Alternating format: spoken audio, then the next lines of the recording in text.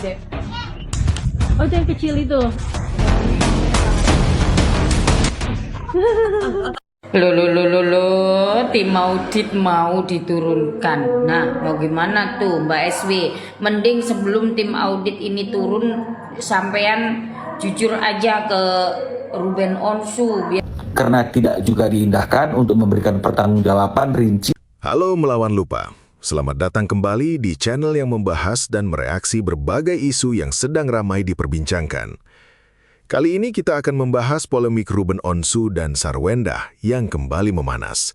Bukan cuma soal nafkah anak, tapi kini muncul rencana audit terhadap penggunaan dana yang selama ini diberikan Ruben untuk kebutuhan anak-anaknya.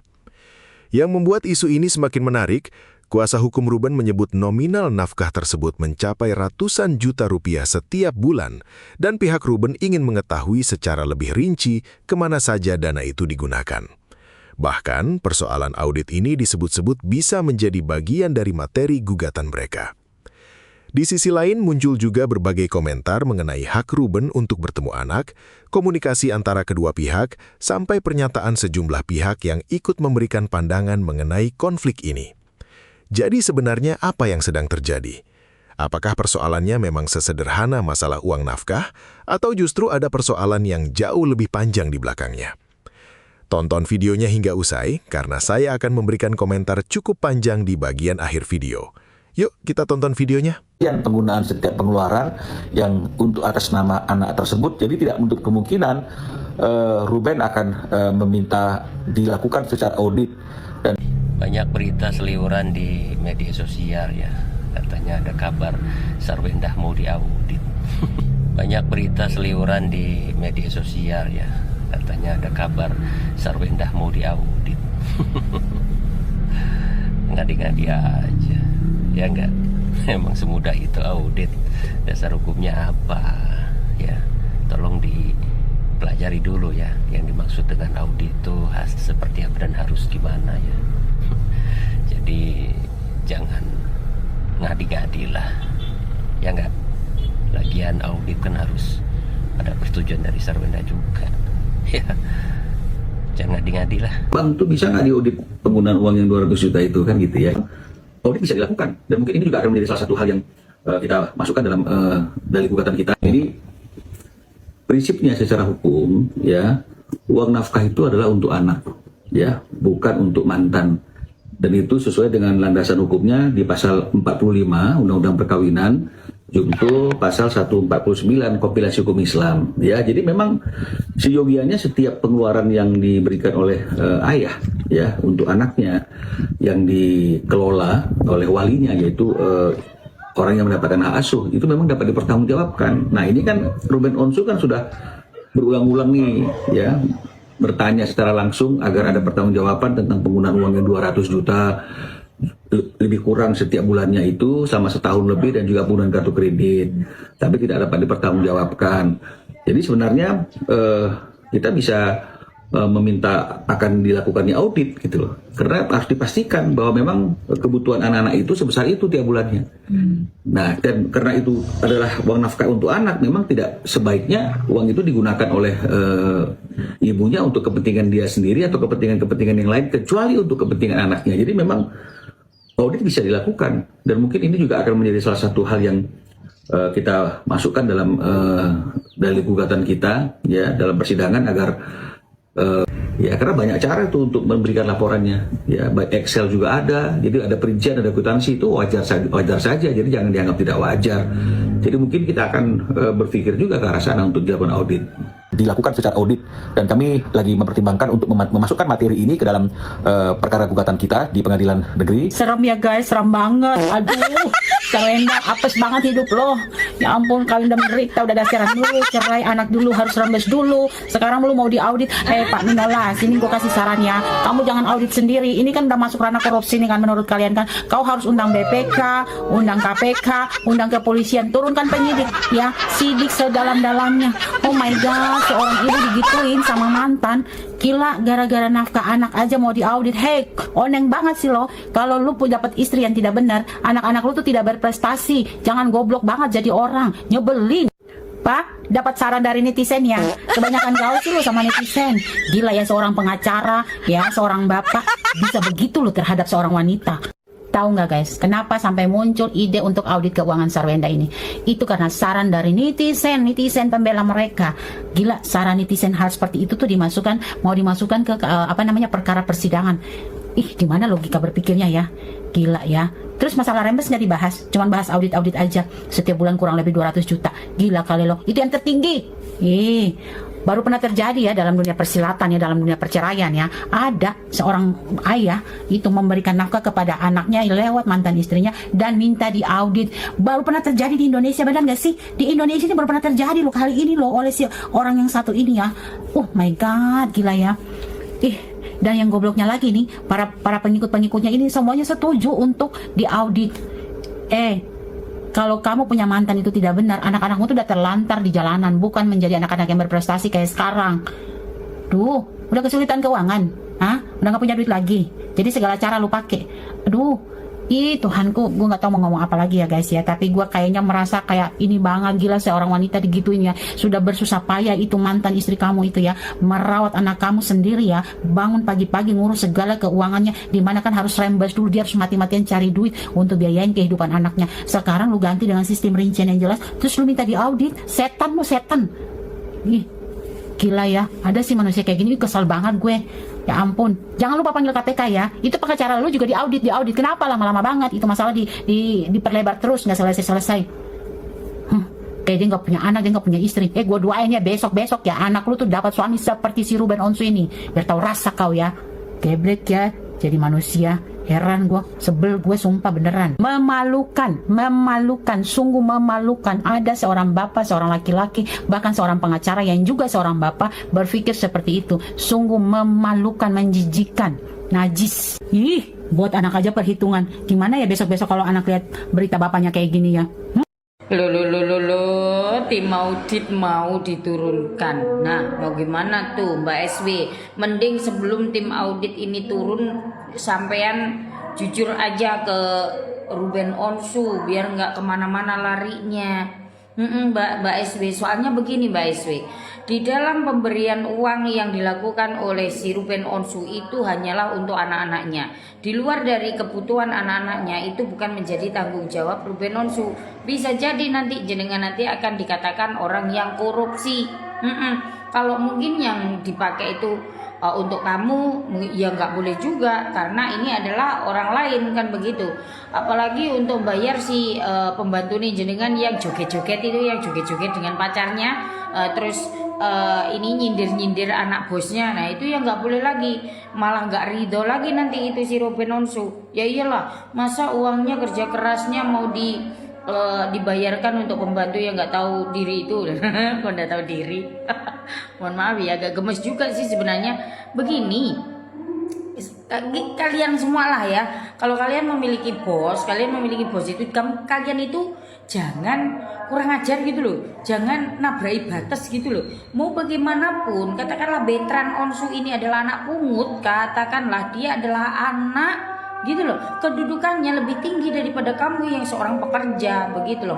Agak gemes sedikit nih sama ini orang. Mungkin Ruben Onsu juga nggak ikhlas, nggak ridho, nggak lilo, uangnya itu dibayarkan sama si itu tuh siapa ya, si Mendok si Mbak Menda gitu ya. Gemes itu, apalagi joget-joget kayak orang gimana begitu. Kamu jangan mensejajarkan diri kamu dengan Betran ini anaknya bosmu, beda. Kamu bekerjanya bosmu. Walaupun kamu ini didukung sama si mantan istri, atau sekarang ini bosmu itu adalah mantan istrinya si Ruben Onsu. Siapa tahu gajimu itu berasal dari si Ruben Onsu begitu loh. Dan itu kan nggak ada manfaatnya kamu dengan anak-anak, nggak ada urusannya sama anak-anak begitu. Makin ngaco aku, makin jengkel lagi juga. Gemes aku. Yuk mari tim audit. Aduh, bisa berabe itu nanti. Itu nanti kalau kebutuhan lari dari kebutuhan anak-anak, suruh ganti bahaya. Alisku kotak. Saya mendengar Cici SW bilang katanya 11 tahun menikah dengan Koer, menderita ya. Maaf nih ya Cici SW, saya pengen tahu yang menderitanya yang seperti apa ya Cici SW ya. Karena saya lihat dari mulai perkawinan kalian itu kayaknya baik-baik aja gitu ya. Menikah di Bali dan juga Cici SW bisa melahirkan 2 kali di Singapura. Itu kan biayanya besar juga loh Cici SW, melahirkan di Singapura ya kan. Dan juga saya melihat bagaimana Koer membelikan kendaraan untuk orang tua Cici SW ya, dan juga membawa satu keluarga sering jalan-jalan. Dan juga kalau kita lihat di rumahnya yang baru itu ada andilnya juga Koer ya, sampai membelikan kompor yang 1 miliar loh ya kan, hanya untuk kompor ya, hanya untuk masakan yang biasa aja ya, 1 M ya kan gitu. Dan udah itu kalau kita melihat wardrobe tasnya Cici SW, tas-tas branded semua loh. Begitupun sepatunya, sepatu branded semua ya. Itu kan berarti Koer sangat memperhatikan Cici SW loh ya. Apapun kebutuhan Cici SW dipenuhi oleh Koer ya. Jadi yang membuat menderitanya dalam segi apa ya Cici SW ya. Maaf nih kalau saya jadi usil ya. Karena saya berpikirnya, waduh, yang segitu aja kehidupannya dibilang menderita gitu. Bagaimana di kalangan orang yang hidupnya pas-pasan gitu ya Cici SW ya. Ya menurut saya sih harusnya sih bersyukur ya Cici SW ya. Kamu mengalami kehidupan yang luar biasa ya. Belum tentu banyak bisa yang hidupnya seperti Cici SW loh. Menikmati hasil dari suaminya yang sangat luar biasa ya. Jadi menurut saya itu sih bukan penderitaan ya, menurut saya begitu ya Cici SW ya. Sorry nih kalau saya salah ngomong, karena saya selalu melihatnya yang fine-fine aja ya.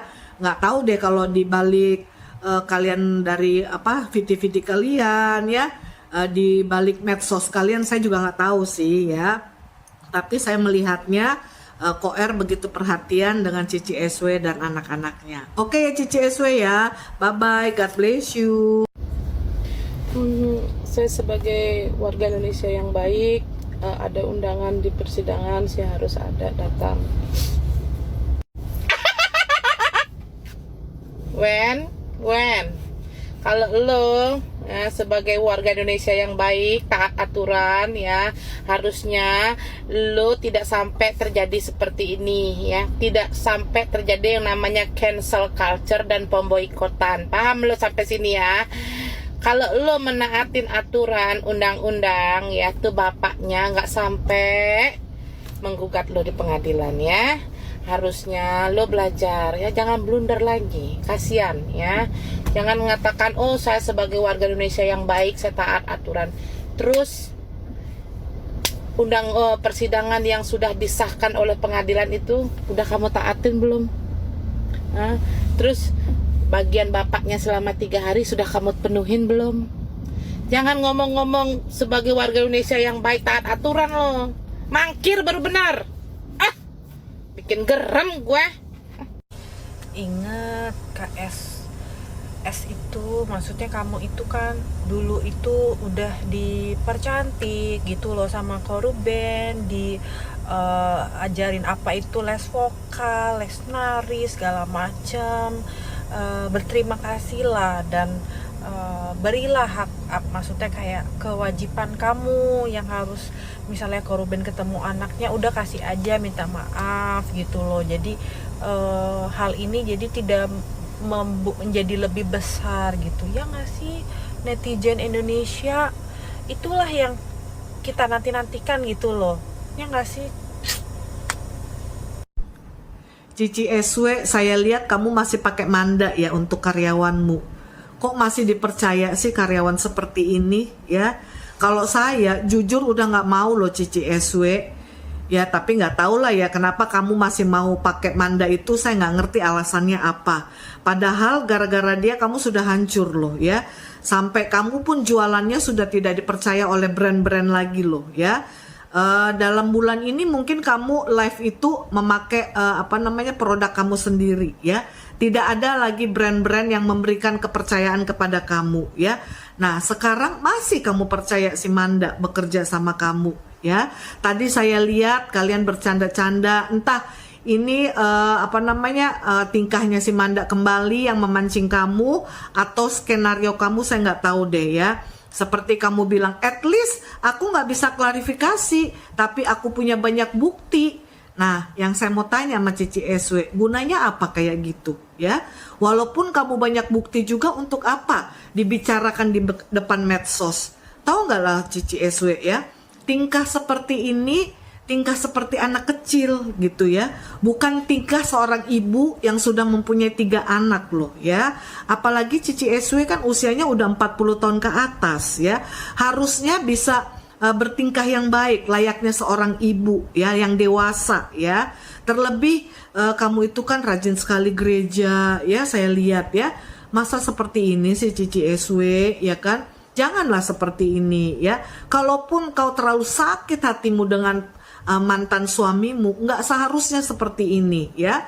Seharusnya itu kamu tetap tekun berdoa ya. Kau serahkan segala apa yang menjadi sakit hatimu itu kepada Tuhan ya, supaya Tuhan memberikan hikmat bagimu ya, supaya kau mendapatkan jalan yang baik ya.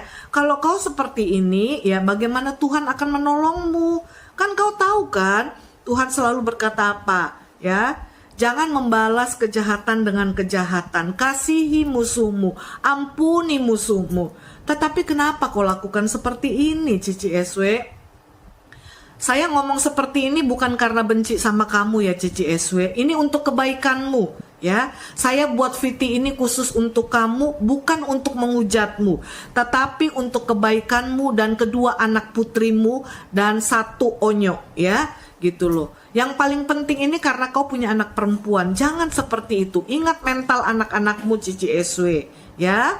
Cukup ya aku ngomong seperti ini, semoga Cici SW bisa berubah, nggak seperti itu lagi ya. Oke, God bless you, bye-bye. Sebenarnya Mbak Sarwenda, orang bukan membenci Mbak Sarwenda ya. Untuk pribadi Mbak Sarwenda mungkin orang tidak membenci ya. Hanya orang menyesali sikap Mbak Sarwenda. Nah, dulu orang mungkin ya melihat kebahagiaan kalian itu benar-benar banyak yang iri, wanita-wanita ya. Bagaimana tidak? Bagaimana Ruben Onsu meratukan Mbak Sarwenda dan memenuhi semua permintaan Mbak Sarwenda. Mungkin Mbak Sarwenda suatu saat nanti kamu dapat suami yang lebih ganteng daripada Ruben Onsu, dan mungkin suami yang lebih kaya daripada Ruben Onsu. Tapi yang saya khawatirkan, apakah nanti kamu menemukan suami yang perhatian seperti Ruben Onsu? Suami yang begitu memberikan kasih sayangnya, seluruh jiwanya kepada Mbak Sarwenda. Itu yang saya khawatirkan. Kalau ketemu alhamdulillah, tapi saya merasa sulit menemukan pasangan yang benar-benar ikhlas seperti Ruben Onsu. Terlepas apa kekurangan Ruben Onsu, tapi Mbak Sarwenda dan Ruben Onsu sudah mempunyai anak 2. Yang menjalani rumah tangga itu menerima kekurangan dan kelebihannya adalah kita. Seharusnya Mbak, masalah ini tidak mencuat ke atas permukaan. Dan seharusnya kalian jangan saling mengolok-ngolok ya. Mbak Sarwenda selama beberapa tahun yang mengalir di darah Mbak Sarwenda adalah mata pencarian Ruben Onsu. Sampai saat ini Mbak Sarwenda sehat ya, dan tambah cantik. Itu semua tidak terlepas dari mata pencarian Ruben Onsu. Setidaknya hargainlah mantan suami ya Mbak Sarwenda. Kasihan Ruben Onsu yang begitu sangat meratukan Mbak Sarwenda. Akhirnya seperti ini. Akhirnya sejagat raya ikut campur di dalam pernikahan kalian.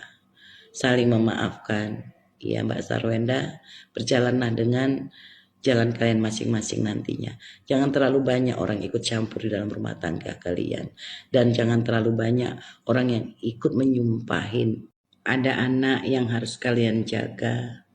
Jiwa anak, mental anak yang harus kalian jaga. Masalah harta itu nanti bisa diselesaikan. Ya, masalah perpisahan itu mungkin sudah takdir. Semuanya harus dibicarakan baik-baik.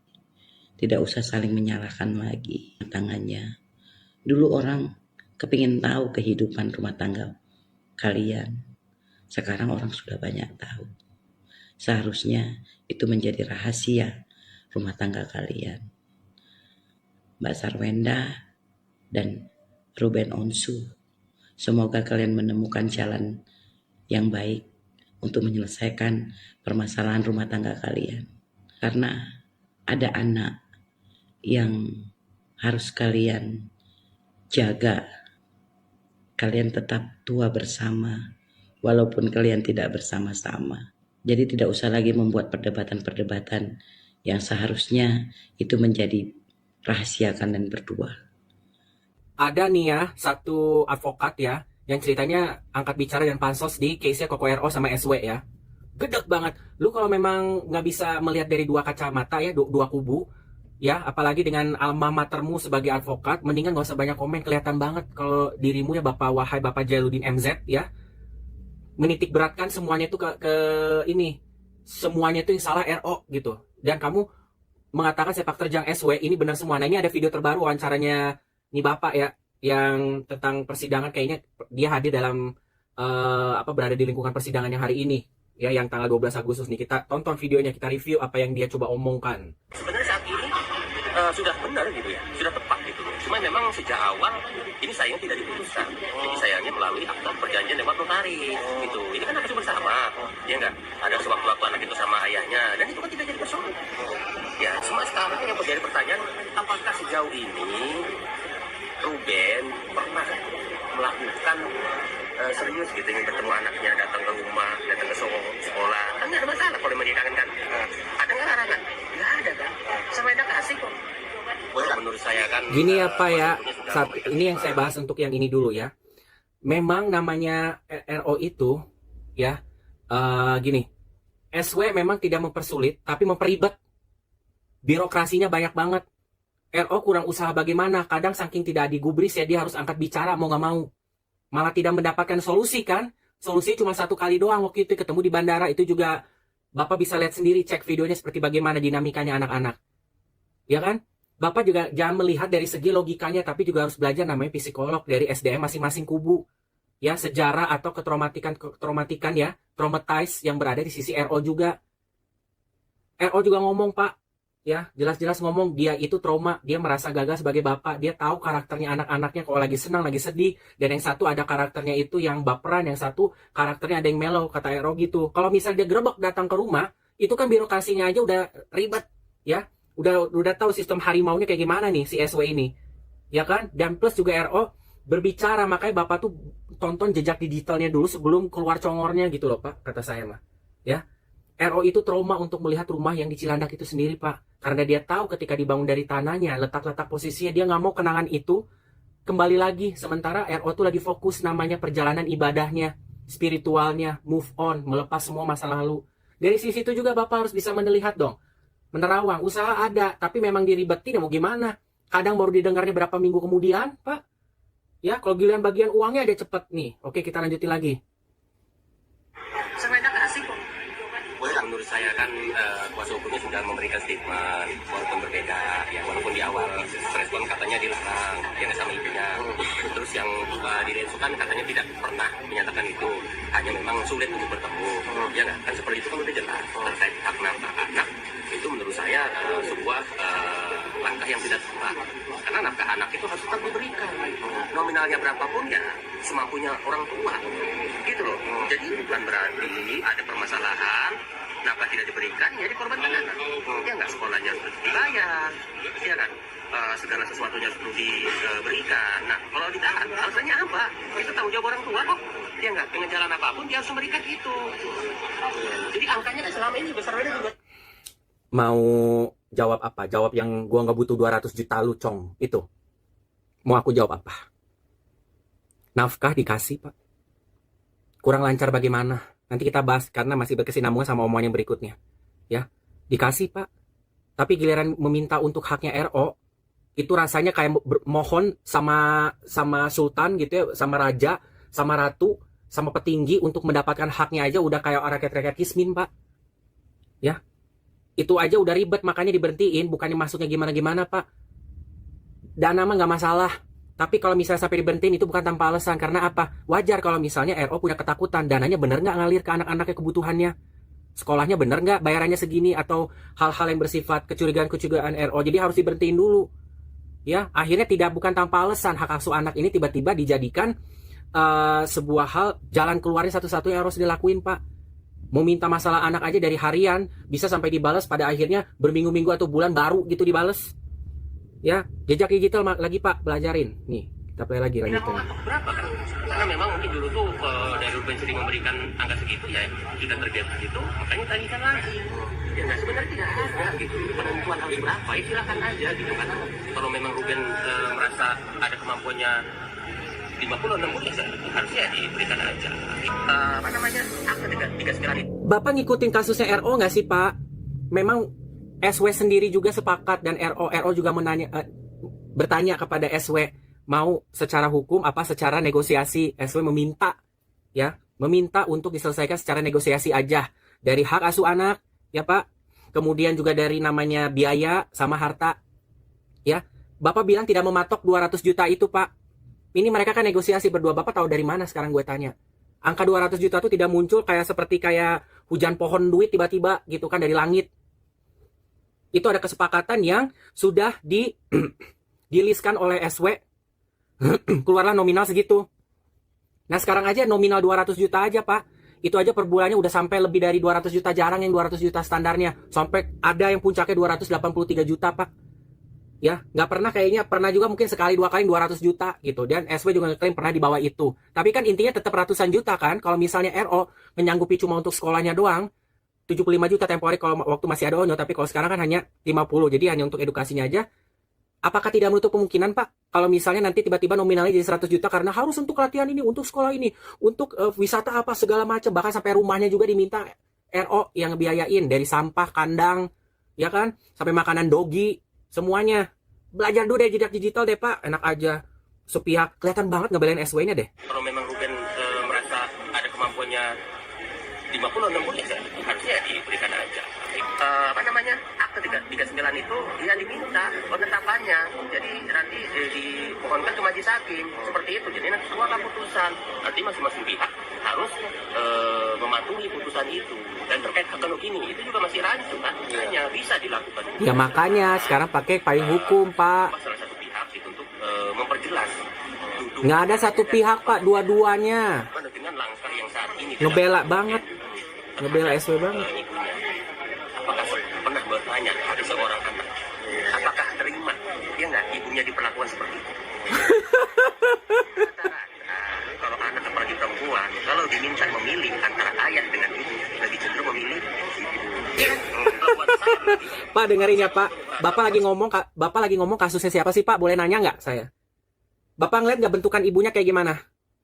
Bapak tahu nggak di rumahnya dinamikanya dan kelakuan ibunya bagaimana? Menangis bagaimana Pak? Kalau ibunya dajal, anaknya juga akan menangis namanya minta tolong untuk bapaknya yang datang. Bahkan yang bisa menjadi penjembatani untuk setidaknya merasakan seperti bapaknya ONYO. Walaupun ONYO juga udah keluar dari rumah. Gara-gara kelakuan siapa dalam rumah itu. Tebak aja sendiri. Ya. Nggak ada ini. Wanita mana yang kayak gimana dulu harus dibela Pak. Buat saya pribadi, saya dalam konteks seperti ini, saya akan terima. Saya upayakan ketemu siapa. Seperti itu. Jadi eksploitasi itu harus jelas gitu. Apakah anak itu disuruh? Atau memang anak itu ada kemauan sendiri karena memang live itu adanya di rumah kan? Iya kan? Dia misalnya lagi bermain atau apa ikut nimbrung gitu. Beda. Ya kan? Kalau misalkan hak asuh anak akan full Ruben itu jatuh. Nguncungmu. Ketara banget. Udah kalau memang fans sama SW ngaku aja nggak usah so jadi advokat. Coba tanya Ruben, bro. Kak Ruben, kata Bunda Kola, Kak Ruben nikmatin hidup nggak? Coba tanya. Aku tahu dia tuh nggak kayaknya nggak dapat untuk menikmatin hidupnya. Mungkin kalau Bunda ngomong ke Ruben, mungkin Ruben akan menangis karena dia kerja terus cari duit terus itu, cari duit mulu. Kadang-kadang Bunda buka TikTok jam 9 malam, jam 10 malam dia udah nongkrong live cari duit. Bahkan sampai bunda bilang, ini kapan waktunya dia istirahat?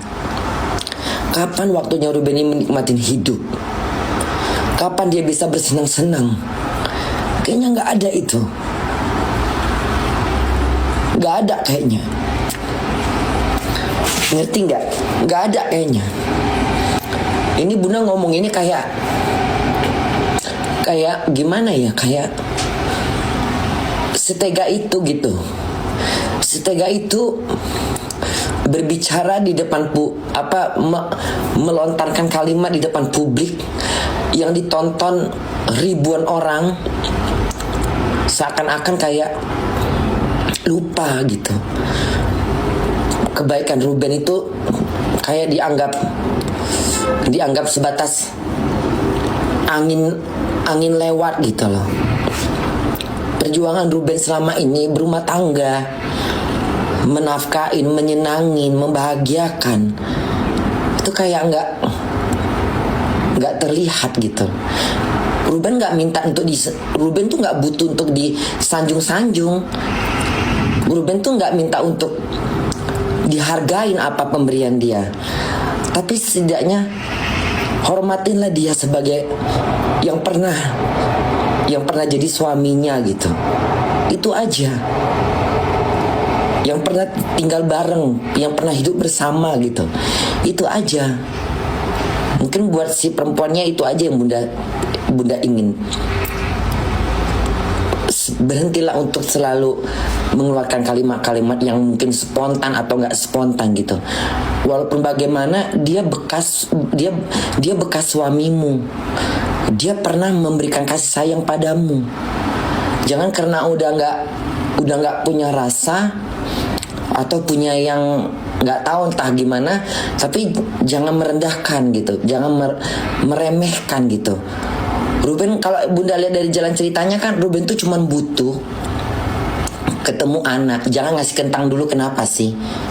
Anak babi. Ya, kau kusumpahin nanti kau ya.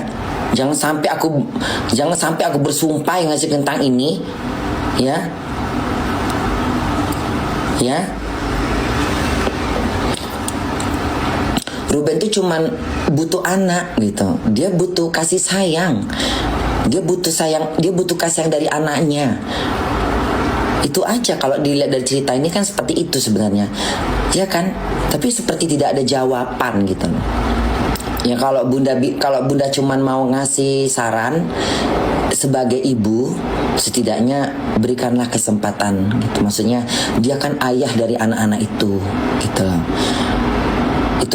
Itu kan ayahnya gitu. Maksudnya didiklah anak itu untuk tetap menghargai ayahnya, ayah kandungnya gitu. Itu aja yang Ruben minta. Nggak ada yang lain. Dia mungkin nggak peduli mau sama siapa, yang dia peduli itu anaknya. Kalaupun mungkin, tolong digaris bawahin kalimat mungkin bunda, mungkin rasa ketakutan Ruben ini untuk membangun rumah itu yang akan jadi hak siapa itu yang ditakutkan.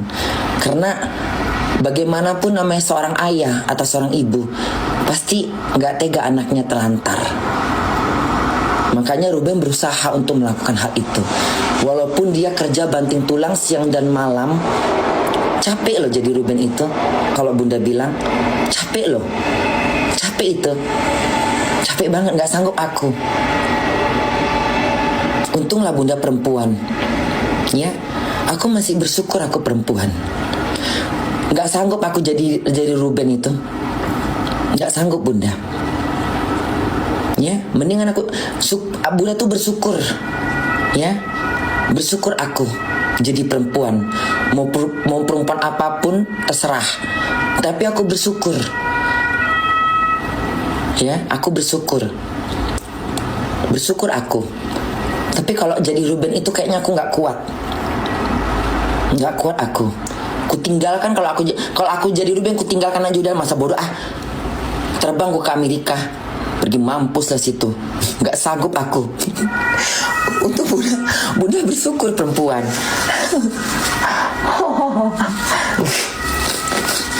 Ya, bersyukur aku. Untuk yang terhormat pengacaranya Cici SW ya. Di sini saya mau ngomong lagi nih sama Bapak ya.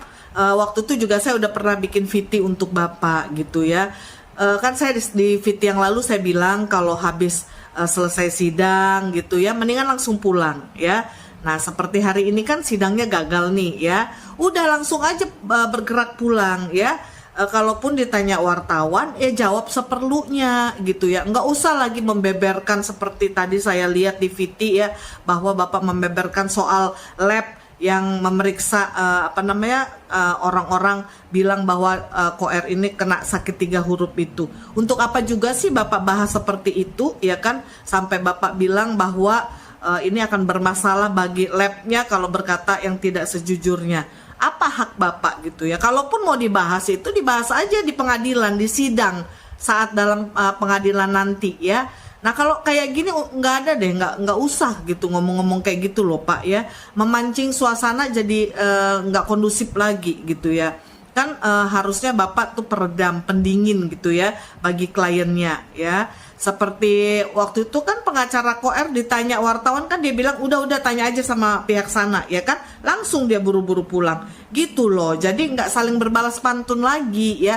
Pengacara itu ada untuk meredam suasana ya, bukan seperti yang tadi Bapak sebut masalah-masalah seperti penyakit Koer seperti itu 3 huruf kan itu belum tentu loh Pak, itu belum tentu gitu ya.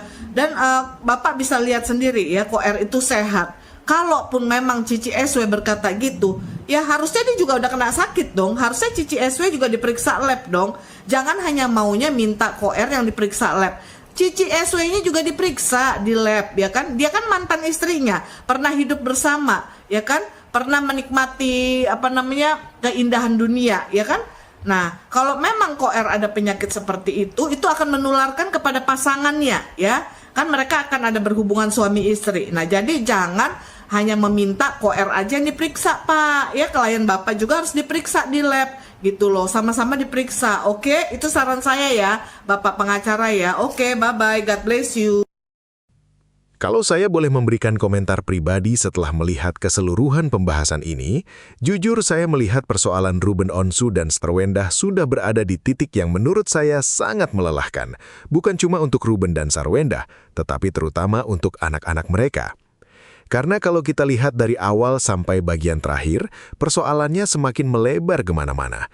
Mulai dari masalah perceraian, hak asuh, nafkah, komunikasi dengan anak, pertemuan dengan anak, sampai sekarang muncul wacana audit terhadap penggunaan uang nafkah. Bagi saya ini menunjukkan bahwa masalah antara 2 orang yang pernah menjadi pasangan hidup ternyata bisa menjadi sangat panjang ketika tidak benar-benar diselesaikan dengan komunikasi yang tenang. Saya perlu tekankan bahwa saya tidak berada di posisi untuk mengatakan siapa yang benar dan siapa yang salah secara hukum. Saya juga tidak mengetahui kondisi sebenarnya di dalam rumah mereka. Yang saya komentari adalah apa yang muncul dalam narasi dan pernyataan yang dibahas di video ini. Jadi kalau ada pihak yang merasa punya versi berbeda, tentu itu hak mereka untuk menyampaikan dan membuktikannya melalui jalur yang semestinya. Tapi secara pribadi, saya bisa memahami kenapa isu audit ini kemudian menjadi perhatian besar. Kalau benar ada dana nafkah dalam jumlah sangat besar yang diberikan secara rutin untuk kebutuhan anak, menurut saya wajar apabila orang tua yang memberikan dana ingin mengetahui kebutuhan anak sebenarnya seperti apa. Apalagi dalam narasi disebutkan bahwa nominalnya bisa mencapai ratusan juta rupiah per bulan. Menurut saya, ketika angka yang dibicarakan sudah sebesar itu, transparansi memang menjadi sesuatu yang penting. Bukan berarti otomatis pihak yang menerima uang dianggap melakukan sesuatu yang salah. Bukan begitu. Transparansi justru bisa menjadi cara untuk menghindari prasangka dan tuduhan dari kedua belah pihak. Kalau memang seluruh uang tersebut digunakan untuk kebutuhan anak, ya menurut saya justru akan jauh lebih baik kalau semuanya bisa dijelaskan dengan jelas. Sekolah berapa, kesehatan berapa, kebutuhan sehari-hari berapa, kegiatan anak berapa, dan kebutuhan lainnya berapa. Dengan begitu tidak ada ruang yang terlalu besar bagi orang lain untuk berspekulasi. Sebaliknya, kalau memang ada kesalahan atau persoalan dalam penggunaan dana, biarkan mekanisme hukum yang menentukan, jangan masyarakat yang menjadi hakimnya. Hal lain yang menurut saya jauh lebih penting adalah jangan sampai persoalan orang tua akhirnya membuat anak-anak merasa harus memilih salah satu pihak. Ini yang paling saya khawatirkan. Karena bagi anak, ayah tetap ayah dan ibu tetap ibu.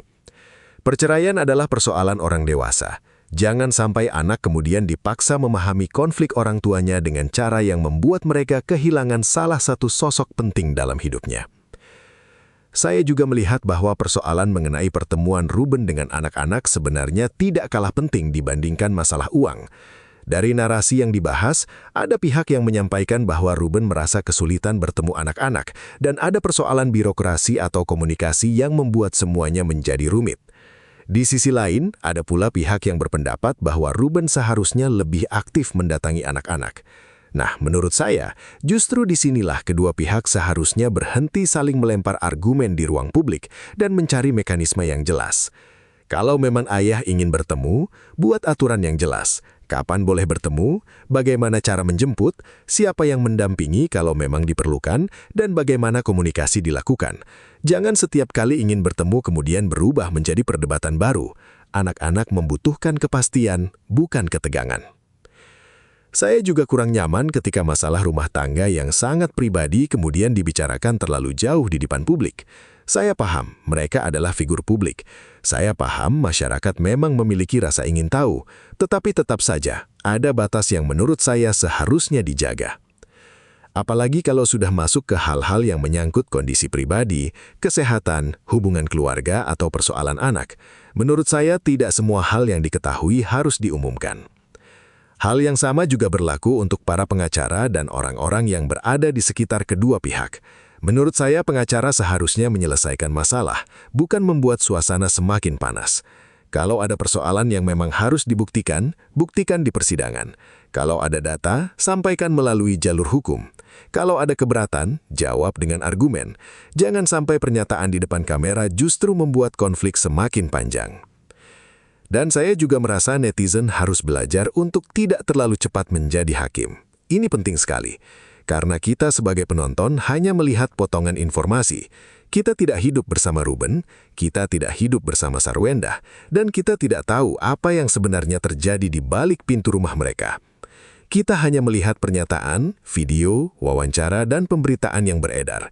Jadi menurut saya, kita boleh memberikan opini, boleh tidak setuju, tetapi jangan sampai merasa paling tahu seluruh persoalan. Dan untuk Ruben maupun Sarwenda, kalau saya boleh memberikan pendapat sebagai penonton, saya berharap persoalan ini benar-benar segera menemukan jalan keluar. Bukan demi nama baik masing-masing, tetapi demi anak-anak. Harta bisa dihitung. Uang bisa dicatat, pengeluaran bisa diaudit, persoalan hukum bisa diputuskan hakim, tetapi luka psikologis seorang anak tidak semudah itu perbaiki. Saya juga berharap setelah semua proses ini selesai, mereka bisa berhenti saling menyindir. Kalau memang sudah tidak bisa kembali menjadi pasangan, tidak masalah. Tidak semua pernikahan harus berakhir dengan kembali bersama, tetapi setidaknya mereka masih bisa menjadi dua orang tua yang bekerja sama menjaga anak-anaknya. Menurut saya itu jauh lebih dewasa daripada terus berusaha membuktikan siapa yang paling menderita dan siapa yang paling benar. Karena pada akhirnya, yang harus menang dalam persoalan seperti ini bukan Ruben, bukan Sarwenda, bukan pengacara dan bukan netizen. Yang seharusnya menang adalah anak-anak. Mereka berhak mendapatkan kasih sayang dari kedua orang tuanya tanpa harus merasa bersalah ketika menyayangi salah satu pihak. Jadi kalau memang audit diperlukan, silahkan ditempuh melalui jalur yang benar. Kalau memang ada pertanggungjawaban keuangan yang harus diberikan, silahkan dibuka secara profesional. Kalau ada hak bertemu anak yang harus diatur, buat mekanismenya dengan jelas. Dan kalau ada masalah pribadi, sebisa mungkin jangan semuanya diumbar ke publik. Itu pendapat saya. Saya tidak mengatakan bahwa satu pihak pasti benar dan pihak lainnya pasti salah. Saya hanya melihat bahwa konflik ini sudah terlalu panjang dan terlalu banyak orang ikut masuk ke dalamnya.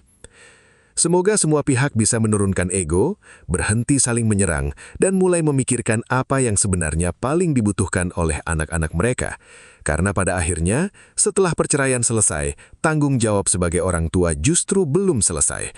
Malah disitulah tantangan sebenarnya dimulai. Mereka mungkin sudah tidak lagi menjadi suami istri, tetapi mereka akan tetap menjadi ayah dan ibu untuk anak-anak mereka seumur hidup.